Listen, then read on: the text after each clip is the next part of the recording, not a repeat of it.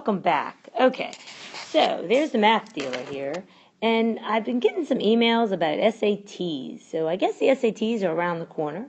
So I found some problems that people have sent me to say, okay, how does this work? What is up with this?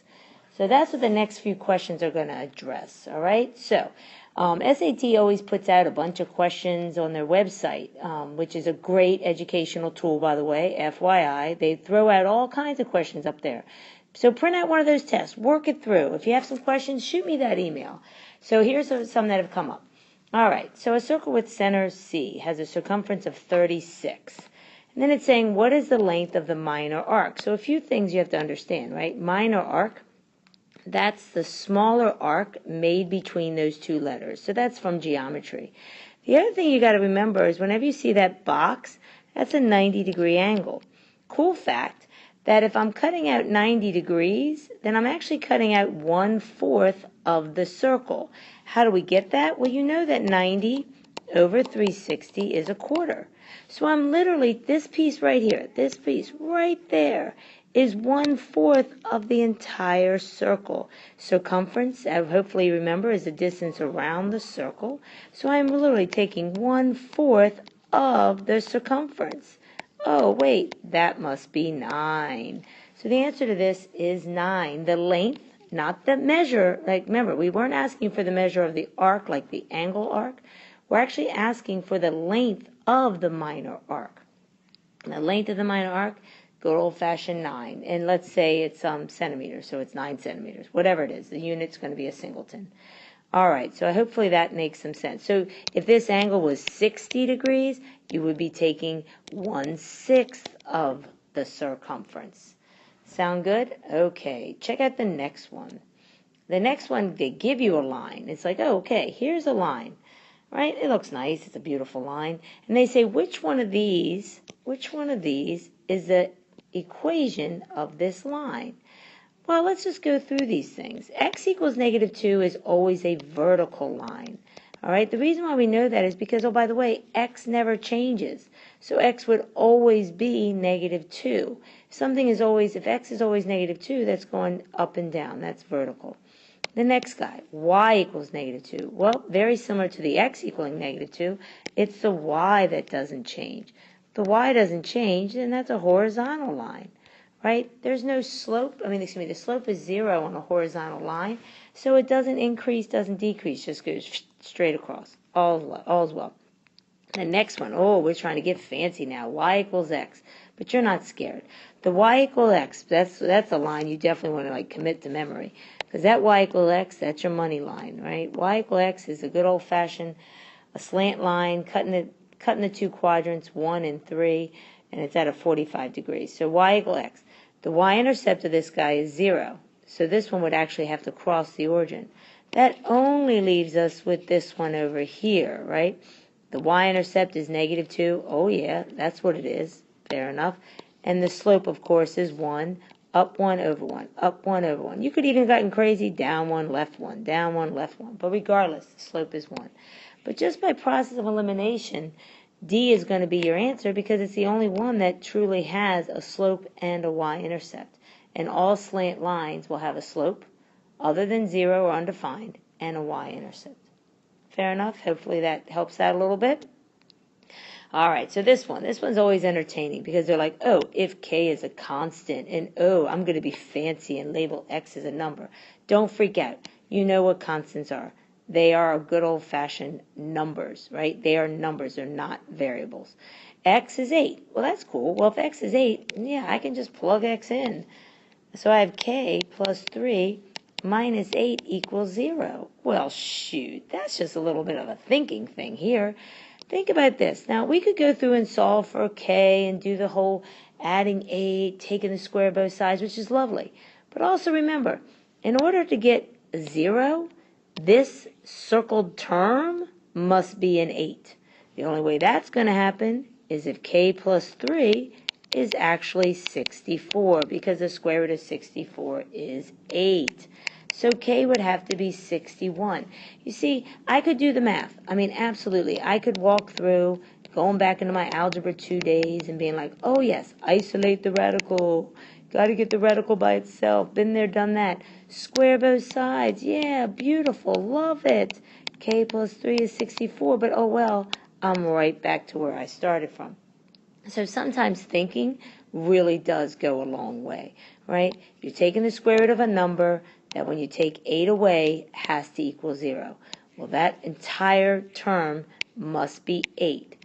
In order for that to happen, the radicand, the term inside, fun to say at parties, right? Radicand, okay, must be 64.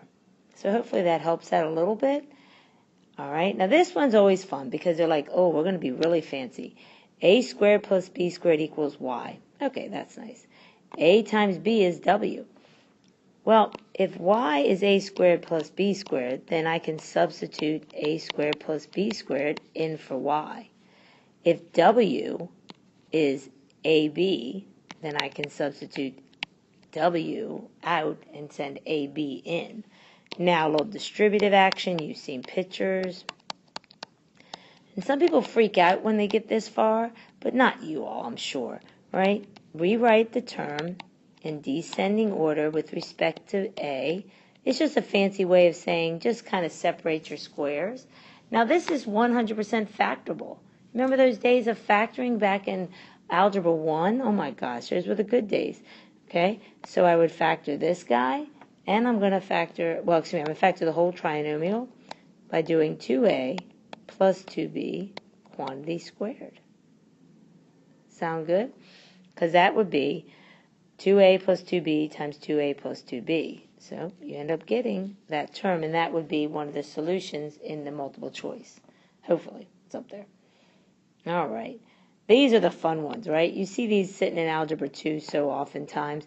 You're like, okay, so I have to take 4 to the 3/4 power. And they're saying, what is this equivalent to? And then they give you a list of radicals that it could equal. Well, let's just break this down. One thing I think as Algebra 2 teachers we sometimes forget to mention, or maybe we don't forget, we assume students know, is that a fourth root really is a square root of a square root. Sound good? That 4 is the radicand, he's inside, and the whole thing is being cubed, right? That's kind of what's happening here, okay? So really, I could take the square root of a square root of 4 and then cube it, because you learned a property back in algebra that 3 could actually also be outside, all right? You can pop it inside and outside, and I can show you the proof of that, but we're on borrowed time here. So anyway, the square root of 4, you know and love to be 2, right? So now I have 2 cubed. Well, that's 2 raised to the 3rd power. That's the square root of 8. You can think about it like that, right? So the square root of 8 is, of course, 2 radical 2. Sometimes people don't really want to think like that. They're like, okay, if I've got 3 and I'm taking the square root of it, that's what this little check mark is. If I'm taking the square root of this thing, then that's going to end up being a 2 comes out because I have a whole one in there, and then I'm left with one of them inside. All right, so I'm hoping that this helps out a little bit. Maybe, maybe not. But just a few things to remember with these rational exponents. Sorry about that. Rational exponents is that the denominator is always the root, and that numerator is your power, right? That's going to be your power of the base. Okay, and we can get it all into the technical terms. Well, that's your exponent and breaking it down. But the key here is that denominator is called the root, also known as the index, by the way. All right, well, I'm really hoping that you're kind of hanging in there, all right? And so this one comes up, and this one's more of like you kind of have to like think about it as you go through. So I'm going to give you a chance to read it, okay? All right, so hopefully you read that. And we're looking at a coffee shop. X containers of juice are made by adding Y bags of concentrate. So we know that for every, okay, so I'm sorry, I hope I gave you a chance to read that. All right, so we know that when you're looking at Y equals X plus 2, okay, and Y is the bags of concentrate I have to add in. So the bags of concentrated are really kind of geared towards the amount of containers that you're adding. That makes sense. So what I sometimes do with this information, because they're asking you, okay, so how many more are needed to make for each additional container? So each additional container, well, it's dependent on what's going on with these things. So in other words, like you can make an XY chart, and even if these letters were A's and B's, you can do an AB chart. People always think, oh, it has to be XY. No, it's, it'd be Fred and Sam for all we care, right? So if I had one container, that's going to use 3 bags of concentrate. Does that make sense? Because if I put 1 in for X, I get 3. If I had 2 containers, well, then that's going to putting 2 in, right? That's going to be 4. If I had 3 containers, well, that's going to be 5. So you see these guys keep increasing by 1. So for every additional bag of concentrate, so for every extra X, my Y is going to increase by 1. So the answer here is how many more bags you're going to need, or additional containers? 1. Okay? And you wouldn't really see that unless you made this T-table. And I think that's what sometimes we kind of mess up with. We're like, okay, wait. All right, what's going on? Like, you kind of have to plan it out. Like, you literally, like, walk it out if you can. And just start plugging numbers in and seeing what happens. All right, so I know we're coming close to the end of this time, right? There's one more question, because sometimes geometry is thrown at you. All right, and the next one deals with some geometry. And it's one of those ones that really deals with what they call the external angle of a triangle theorem. External angle sum, I think is what they call it way back when. Basically, it's like this. If this angle out here is 105, well, that means this little angle in here has to be 75, because way back when, the galaxy not so far away, you learned that when 2 angles make a straight angle, they sum to 180. So this angle in here is 75. The angle they gave you over here, of course, was 27. Well, your external angle to a triangle is going to equal the 2 remote interior angles. So 27 plus 75 ends up being like 102. Yep, 102. I had to think about that, right? So you get 102 degrees. There's other ways you could get to this. I don't want you to feel like that's the only way. You could have been like, okay, well, I know that all these angles in here has to sum to 180. So you could have figured out this little angle in there and then taken it away from 180 to get to that one, to get to the Y.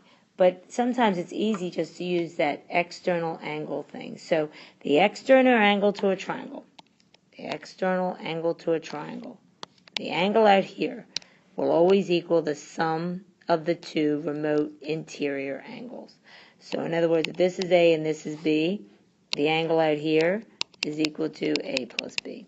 All right. So anyway, I hope these are like just some quick little things that could help you out with those SATs, maybe jarring some of those brains from way back when.